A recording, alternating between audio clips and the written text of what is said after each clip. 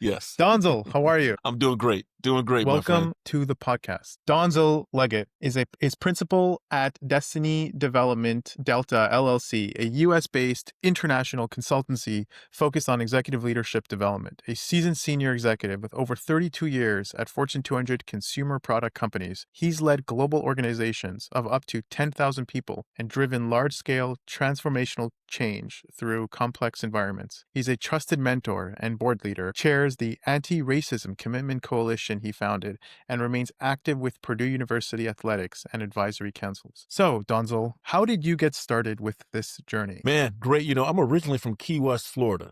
Mm, So for those of you who are not familiar with Key West, it's a very unique place. If you've never been there, you got to visit. The weather is great, but the people are also great. The mantra down there is we're all one human family. So I grew up around a lot of different people from a lot of different places. But growing up, I was a big kid. I grew up playing football. I was able to get a football scholarship to Purdue University, where I played college football in the Big Ten, go Big Ten or Big 20, whatever you want to call them now. Um, and then from there, I did well, and I was able to, have some really good educational experiences. I did well in football. I was an academic All-America. I was a three-time academic All Big Ten. That led me into my career, in which I started off in industry and worked in operations.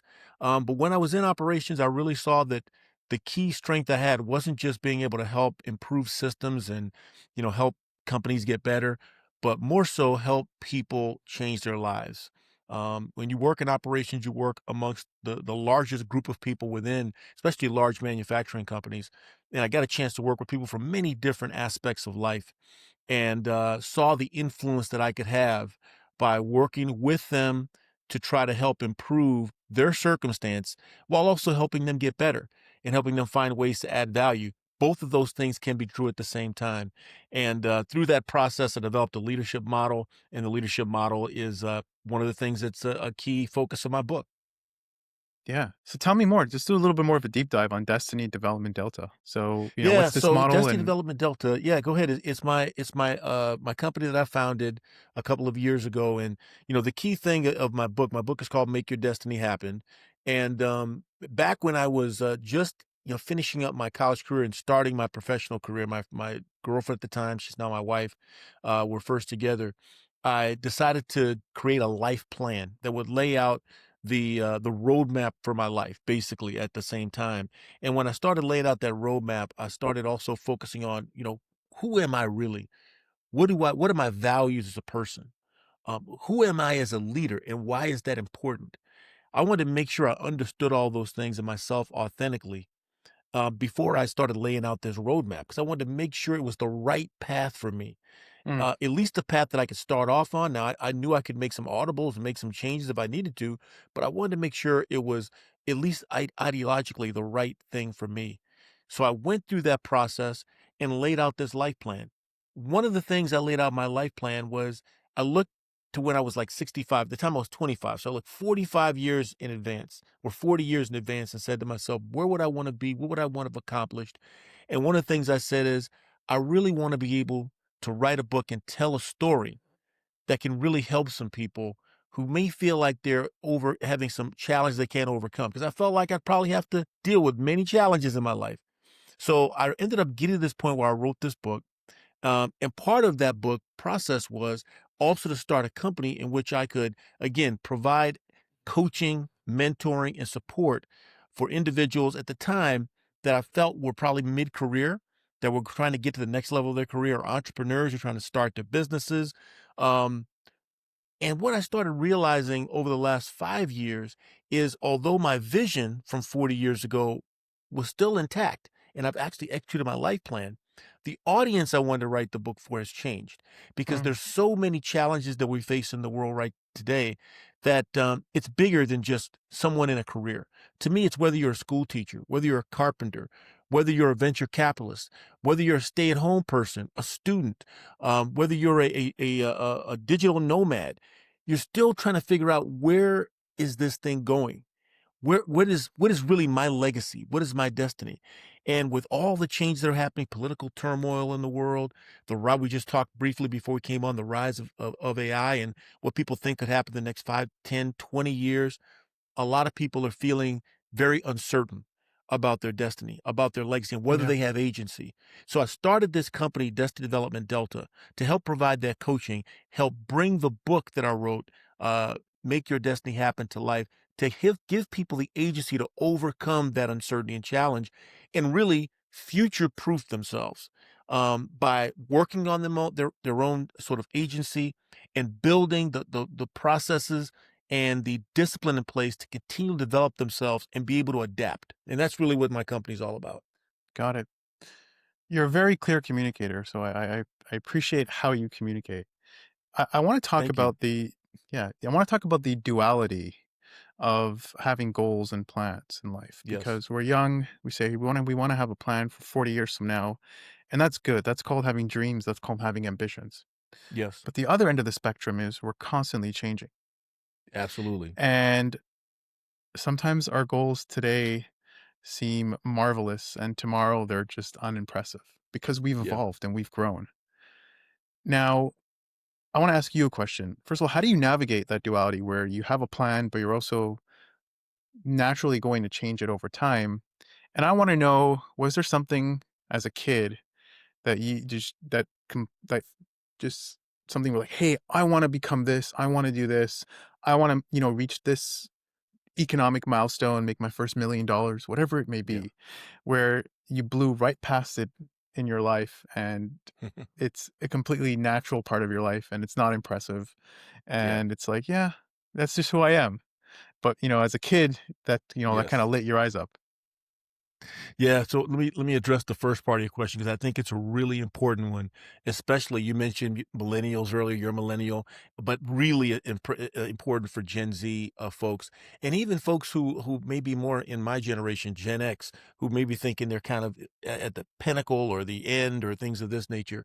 Um, the world changes every millisecond that we live in now.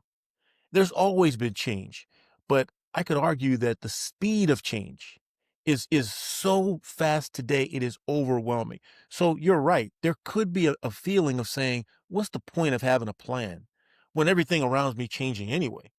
My argument would be that number one, having a plan gives you a reason and purpose to keep moving forward. It's very difficult as human beings to get up every morning and feel inspired and motivated to make a difference if you don't have purpose.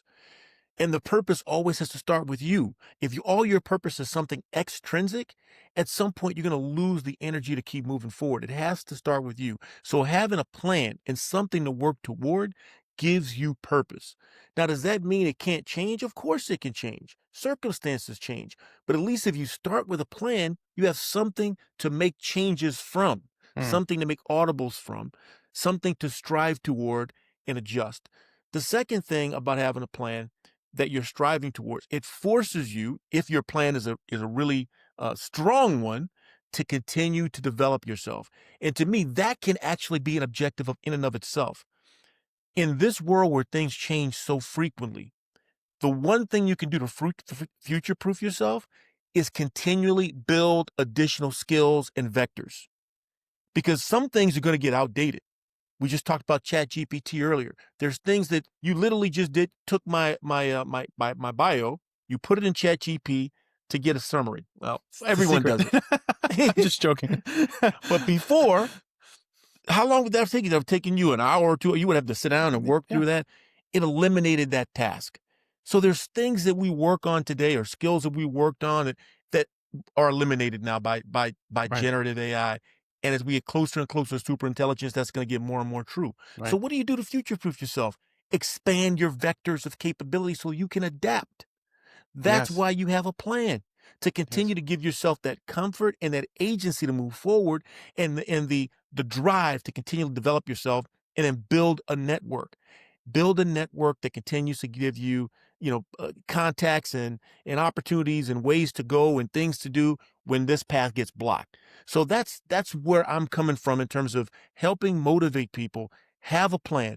You don't have to lock yourself in. You can adjust that plan, but it's better to have a plan that you can adjust from and that you're working to build your skills towards than have no plan at all. And then 20 years later, now you're stuck.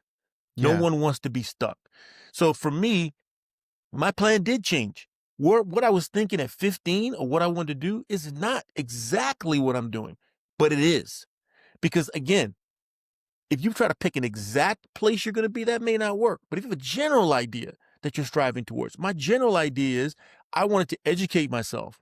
I wanted to become a business minded person. That was kind of what I was thinking, a business minded person. I thought, well, if I could play in the NFL, that'd be great. But I really wasn't thinking about that because I knew that's short lived. I was thinking business minded person. And I was thinking, believe it or not, I want to be someone who can impact people in the world because Mm, I had seen the impact that my great grandmother had. My grandmother had two women who never made it past middle school, that had jobs that were menial in our society, mm, a maid and a wet nurse. They didn't have much money, they didn't have a lot of education, but they carried themselves with tremendous respect and pride, and people looked up to them. And they helped people with the last penny or dollar that they had. So I said, if I could strive and push myself and get the education they were denied, and if I could use the hard work that I see them every day, and if I have the heart to help people that I see them, what difference could I make in this world? It could be great. So I am actually doing exactly what I want to do. And that's why I'm excited every morning to get up at 6:30 in the morning, even though I'm retired from corporate work, to do what I can to help people, and why I'm excited to be on your podcast to inspire someone to get their dream, start working towards it, and make their destiny happen. well said. And yes, I completely agree with that diversification of skills. It's absolutely crucial and essential. The term I like to use is a career portfolio. And, 30, 40 years ago, you could have looked at a piece of paper telling you what jobs pay this best price. Sorry, you could have looked at a piece of Yes, paper and it could have told you what jobs are paying, the best. And you'd go to absolutely. school, you'd hone in on a set of skills, and once you graduate, that job would somewhat be waiting for you. I think Yep. we're living in an environment where our predictive power is truly fleeting. Even Yes. since the dawn of computers and transistors, we were subject Yep. to a rate of growth called Moore's law. That was defined by the amount of Yep. transistors on an integrated circuit would double every 24 months. We'd essentially be Yes. twice as fast. Yes. Even then, we're able to predict. Yep. We've blown through that threshold and we're at the forefront of just three huge industries of blockchain and crypto, Yep. AI, and quantum computing. Yes. And each of these industries, in and of themselves, are really going to supersede the effects of even the Industrial Revolution. And to pull this back to the point we're discussing here is that predictive power, that of like honing in on a very specific skill in a very narrow vertical, just really increases your risk and Yes. of being caught short-sighted when our Yes. environment changes in a turbulent fashion. And I think a great catalyst or a great litmus test for that was something like COVID. And I like to look at it as you want to have skills that are highly malleable, that Hmm. can adjust, and that don't tie you down to a location. That's right. Really, the things you can't touch are generally things that I like to focus on. Hmm. And I want to pull it back because I know I asked you a question about, something that you might have had as a kid and we're kind of a little all over the place, but I absolutely love this conversation. Uh, I think that as an individual, it's so, so, so important that you not just focus on one skill, but like, for example, programming and graphic Yep. design, right? Like learning how to code. You can become a programmer. You can work on, mobile apps. You can work on web development. You can do hosting. Mhm. There's so many skills. And yeah, just not being tied down is really the way to go. Absolutely. I mean, you brought up COVID. COVID to me is a really good example that brings to life this idea of having a plan, but being able to pivot and being ready to pivot. So I did certainly when I was 15, I didn't think I was going to be a vice president running a global operation. Again, I thought I could be a leader, but I certainly wasn't envisioning that. What I was envisioning was that at some point I want to be able to help people. So when COVID happened, I had this plan about writing a book. But at the time, I was traveling 60% of the time all over the world. And when I wasn't traveling, I was, basically at the corporate office in meetings all the time. My days were super full. My weeks were super full. There was no time. So my thought was, I'm gonna have to wait till I retire to write this book. but I'd been keeping notes and I had a thought process. What I wanted the book to do. So what happened when COVID occurred? I immediately said, I got all this time. I'm going to write this book. And that's exactly what I did. Within within really a couple of weeks of us being mandated to shut down, to be locked down, I started writing this book. I wrote the book in basically 6 months. Really, the rest of the time was just editing it. But the writing of the book happened in 6 months. How was I able to do that? Because my mindset is all about continuing to look for options to pivot when a Yes. path is blocked. I love that you That's how said you that, survive. because Go ahead. while you were saying that, the first thing I was thinking is that this tells me a ton about your character. Your livelihood is at stake. You have stress coming from every corner. And what you do is you diversify, and Yes. you're opportunistic, and you make the most out of every moment. Right now, work is hard. Boom, let me pivot and just do one of the things I always wanted to do, obtain Yes. knowledge and growth. And by the way, writing a book is absolutely exhausting. And Yeah. I kind of want to dive into that for just a second. How did your note taking, because it's like before you even start writing, you kind of want to have a whole bunch of notes. You want to kind of break it down and sectionalize it into these independent topics and build on these independent topics and then kind of work backwards and put it all together. Yeah. How did you, just out of curiosity, how did you approach writing a book, and did you have any tips or tricks to kind of get through it? My process was, again, I go back to, in the book, I talk about this life plan that I mentioned earlier, that I built this life plan. So much of the book is telling my story and how my leadership model came together. But a big piece of it was uh, having, again, this leadership model and having a lot of stories, which I knew fit really well with, if I wrote a book in a way where that could be entertaining as well as build a model. I had those thoughts, but the biggest thing was, because I had an opportunity to talk to a lot of people and I used that opportunity. I spoke to a lot of people over time and I saw the impact that some of the stories I had on them and the leadership model had. So basically, like I said, as soon as COVID happened, I kind of had the book modeled in my mind how I wanted it to flow. I felt like what I needed to do, because I had obviously worked with a lot of Gen X people, a lot of boomers. I get Gen X kids, millennial kids and Gen Z kids, and I work with them at work. So I knew if I wrote this book, I had to write it so it could be approachable to everyone. And that actually made it easier for me to write. So, in the way I would have probably written this thing, 20 years ago, would have been very technical. And it's still a little bit because that's my personality. But I felt like I've got to write it so that my son could pick this up. My daughter, who certainly doesn't want, my wife, who doesn't want to listen to some of me talk too much, that they would read it. And so it made it easier for me to write. Break it up into sections, make it simple. It took a lot of editing to simplify it to really where it was readable for everyone. But it was all about stories and an approach, stories and an approach.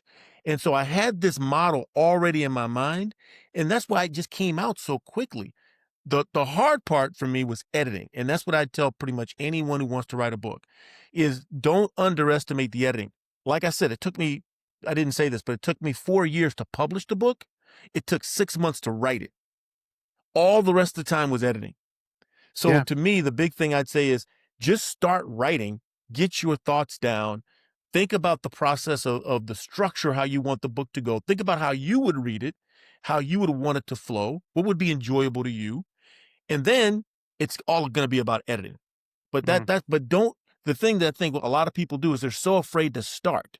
They're so daunted by the starting of the writing process, they can't get going. The writing is the easiest part.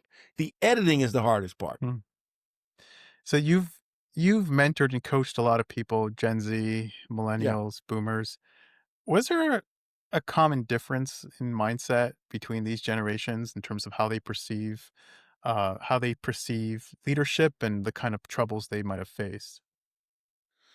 I'll answer that, but I'm gonna give you the things I saw that were in common, and things I saw that were different. The things I see that are in common, well, I'm gonna start with what's different. What's different is usually the folks who I would mentor that are more in, like, there were some boomers actually that I did mentor, but a lot of my Gen X folks. So I'd say kind of older generation, before millennials. That group, The thing that's different is they may not have a clear view on what they want their career to be, but they certainly were more status oriented and more money oriented. And so a lot of my counseling for them would be along the lines around their career and money and helping them realize you can't forget your family. You can't forget your well-being. It's the opposite that I found with millennials and Gen Z. With those folks, when I've had to mentor them, and again, it's not a monolith, so everyone's a little bit different. But for the most part, for them, it was less about a career vision, less about money, and more about their well-being and them being happy and that kind of thing. Um, the common thing that I saw with both of them is if I asked them, "Where do you want to be in 10 years?" Less than 10% of them can answer that question. And that was Hmm. common across all age groups and across geographies. So I've worked in India, I've worked with people in China, in South of Brazil, France, the UK, Australia. It's the same. Most people don't think about their future in terms of a strategic plan. Like, Hmm. when you work with a company, you're trying to start a company, you have to think long term. You have to think at least where I want to be in 5 years, where we're going to be in 10 years. But very few people think about that for themselves. They don't think about that for themselves. And there's no one else who's going to do it. So the biggest common area that I saw is that people don't consider their own long-term futures. And what ends up happening is they go along and 10 years go by, 15 years go by, and then they feel disappointed about where they are or Hmm. stuck about where they are or feel like they haven't achieved what they want or they're in a career vector that may be successful, but they don't like it. They hate it. They're unhappy. Sounds like it's a very preemptive mindset to position yourself very early on so that you head down a path that leads to happiness and a sense of fulfillment. And that could be really hard to worry about early on because as human beings, we're very reactive. I think Yeah. if we were to look at things hyperbolically, I mean, you can look at even how people in government or politicians operate. They're very like reactive. Like they're not going to Yeah. worry about something in 50, 60, 70 years from now. They're going to address the problems that are right in front of them. Yeah. And making the case for that is a really difficult pursuit. If someone who's just starting their career, they've graduated from college, what advice would you give to them to understand the importance Yeah. of having a purpose and goal and direction and a life plan, and the number one piece of advice to actually get started? Yeah. I was 25 at one time. I was 24, so I was younger. I know times have changed, but what hasn't changed is it's really important to know yourself. It's really important to spend time knowing yourself and knowing your purpose. And even if you're not ready to put together a life plan, there's a lot of advice out there around people saying, hey, spend time meditating. Meditation is good. It's a good thing to center yourself, to clear your mind of thoughts. But I would argue that people should, especially young people, should spend more time thinking about themselves. Hmm. Who am I? Who am I authentically? And I know it's Isn't that hard. like a catch 22 or chicken and egg situation? Like you learn who you are by heading down a path in life. And then now you need to introspect to know that you're heading down the right path. Mhm. The, Uh, I isn't that don't a see it little that way. I don't right? see it that way. I think most people have a good idea, especially once you get into your 20s, you have a good idea of who you are and what your values are. But I think we don't spend time But things change asking fast. ourselves. I They mean, no, they just ch- but s- values don't change. Like my right, values have not changed. My right, character has not changed. right. Now, I I've can agree I've with that. changed in terms of how I may approach some things, but my values and character are the same. So I can tell you literally the thought process I had about who I was when I was 24, 25, and I was laying out my life plan, what I was about. What did I not like about him? What are the things that I didn't like that I need to get better at? What are the things I knew I was really good at? And okay, let me double down on those. From a character standpoint, not a skill, character. Who am I from a character standpoint? Those things don't normally change Hmm. unless you want them to.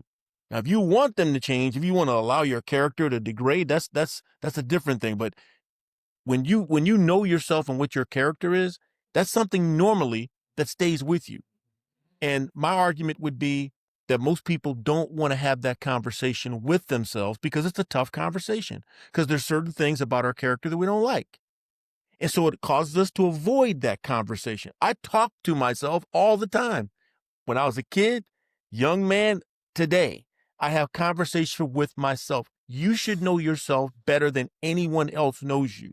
But if you don't spend that time, then yes, you're never going to get to a point where you can come to Mhm. a thought process of what will really make me happy.